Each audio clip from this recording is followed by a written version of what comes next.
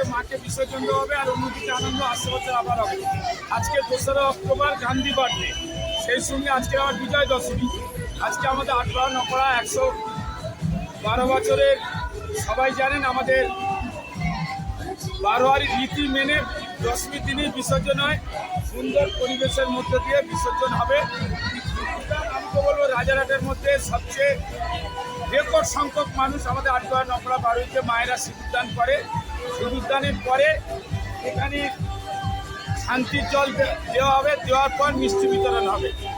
আবার আমরা 2026-এর জন্য প্রতীক্ষায় থাকবো। আবার আমরা প্রস্তুতি নেব, আসছে বছর আবার হবে।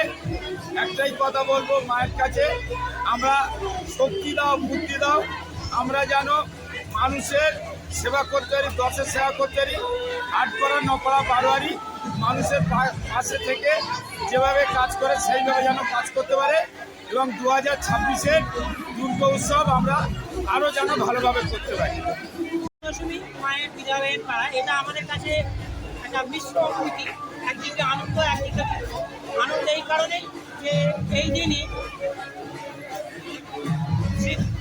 দুর্গা মা, মহিষাসুর, চন্দ্রপ্রচণ্ড এইসব পশুদের হারিয়ে বিজয় লাভ করেছিলেন। সেই বিজয় উৎসব আমরা পালন করছি। আর শ্রীরামচন্দ্র রাবণের মৃত্যুতে বিজয় লাভ করেছিলেন সেই দশমী আমরা উদযাপন করি, সেই জন্য এটার নাম বিজয়া দশমী। কিন্তু দুঃখের ব্যাপার হচ্ছে এই দিনে আবার আমাদের দুর্গা ঠাকুরকে বিসর্জন দিতে হচ্ছে। কিন্তু এটা চক্রাকারে চলবে, সব কোনো কিছু শেষ হলেই তার একটা শুরু আছে। আবার সামনের বছরের প্রস্তুতি শুরু হবে, আবার সামনের বছরে এই দুর্গা ঠাকুর আসবে, পুজো হবে, সব কিছু চলবে। তাই এটা একটা মিশ্র দিন, আন্দোলন দুঃখেরও দিন। এইভাবে আমরা আনন্দ উৎসব করছি, দুঃখটাকে ভুলে যাচ্ছি, কিন্তু আমরা আনন্দ উৎসব করছি। এখানে আপনারা দেখছেন মা বোনেরা, মাসিমা পিসিমারা সব প্রতিমাকে সিঁদুরদান করছে, এবং সেই সঙ্গে আমরা ফুচকা স্টল দিয়েছি। এরপর প্রতিমা বিসর্জনের পর এখানে মিষ্টিমুখ করা হয়েছে, রাজনৈতিক প্রধান অনুযায়ী বাচ্চাদের বেলুন দেওয়া হয়েছে, যাতে সবাই আনন্দ করে দুর্গা পুজোটা শেষ করে। আর শেষ ভালো যাক, সব ভালো যাক, আমরা সেইটা করছি। আজিও হোসেন মন্ডল আছে,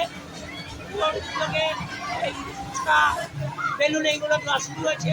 আজকে একটা স্পেশাল আইটেম আছে, ওর নিজের গরুর দুধের রসগোল্লা আছে, সেটাও এই দর্শকদের মাঝখানে বিলি করা হবে। সব মিলিয়ে খুবই আমরা একটা ভালো সময় কাটাচ্ছি। Indians are so nice and having a wonderful time here. We love Kolkata. Fantastic. Thank you for having us. Thanks for having us.